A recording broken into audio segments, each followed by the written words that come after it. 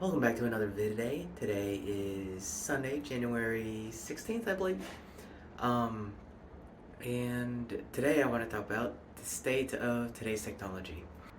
In today's day and age, a lot of people expect the technology that we use to be pretty solid and stable for everyday use. And I think this is just a misconception of how we interpret these large companies. A lot of us feel like if we're going to be consuming their products, we should be, which we should be expecting the best experience out of all of them. So for Google, we should be expecting the best browsing experience. We should be expecting the best experience on YouTube. Pixel phones, the entire Google suite of Apple of apps. So that's Gmail, that's Google Docs, Sheets, and all of the above. And for Apple, you would expect that there's a polished ecosystem of literally everything in tech. So from your home computers to your mobile devices to mobile audio devices, and this is just scratching the surface. And then in addition, this goes for both hardware and software. You're expecting that hardware doesn't break down after 2 weeks. You're expecting software to run smoothly without bugs, without glitches. But I think in 2020, the state of our technology just isn't that. And though we expect it to, we're often disappointed, which is a good thing that we keep these companies to a higher standard. But a lot of people act surprised when some stuff just doesn't work. Now, this isn't to discredit a lot of companies that their stuff just doesn't work. I know the Apple ecosystem is really solid. It has its own issues, but like for the most part, you're set. You have everything you'll ever need to produce digital content, to do work in hundreds of fields. When it comes to something like the latest line of Google Pixel phones, the Pixel 6 and Google Pixel 6 Pro, which I have the Google Pixel 6 Pro and I have been very happy with it. Unfortunately, I've been reading a lot of issues that people have been having. Sure, I encounter some bugs where it renders my device unusable for like 5 seconds until it catches up or like stops hanging. Stuff's not hanging anymore. That's never mind. Side note, devices used to hang because there were just too many operations going on. Now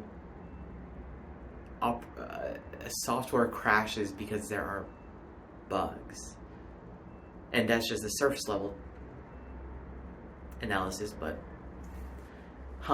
or I don't know what I'm saying. Anyways, there's a line right there. But like, I expected this when I got the phone. Sure, it's Google's flagship phone lineup, but at the same time, people seem to have had a lot more issues and then acted surprised. And I saw a tweet by MKBHD Marquez.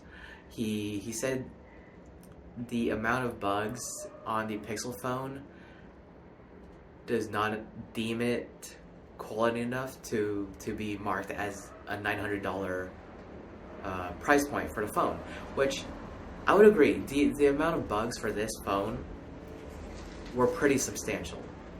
But just this past 2 days, I think on Friday, the December/January update just dropped for the Pixel phones, and now a lot of people are saying, "Oh yeah, my phone's running smoothly now. I'm not running into a lot of the bugs I was encountering. This should have been what came with the phone 3 months ago when it came out, or 4 months ago. 3 months, in November. But it didn't. And this goes with, I think, software too, where a lot of software that we use today will have bugs, and that's just because of how dynamic and how widely used a lot of apps are. And when you have a massive load of users, you're not going to be able to figure out what those bugs and glitches are. But yeah, not everything's perfect, and I think people should just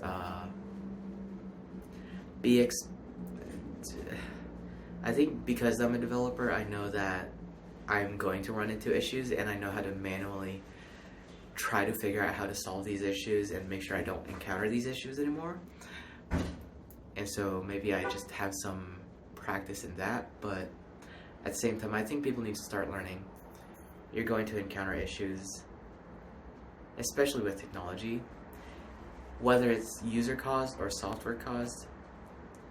Most of the time it's user caused, but